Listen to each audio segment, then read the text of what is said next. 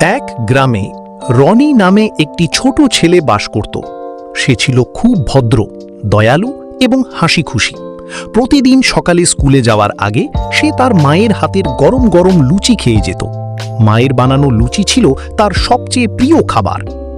একদিন স্কুলে যাওয়ার পথে রনি দেখল তার এক বন্ধু গাছের নিচে চুপচাপ বসে আছে। বন্ধুটিকে খুব মন খারাপ লাগছিল। রনি কাছে গিয়ে জিজ্ঞাসা করল, তুমি এত চুপচাপ কেন?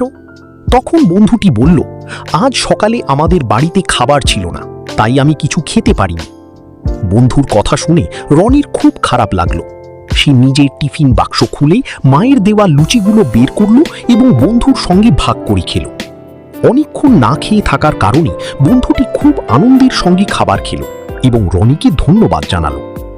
স্কুল থেকে বাড়ি ফিরে রনি মাকে সব কথা বলল। ছেলের দয়ালু মন দেখে মা খুব খুশি হলেন। তিনি বললেন, অন্যকে সাহায্য করলে নিজের মনও আনন্দে ভরে যায়। সেদিন থেকে রনি সব সময় অসহায় মানুষের পাশে দাঁড়ানোর চেষ্টা করত। তার ভালো ব্যবহার ও উদারতার জন্য গ্রামের সবাই তাকে খুব ভালোবাসত।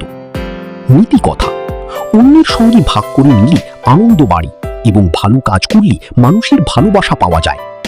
ফুল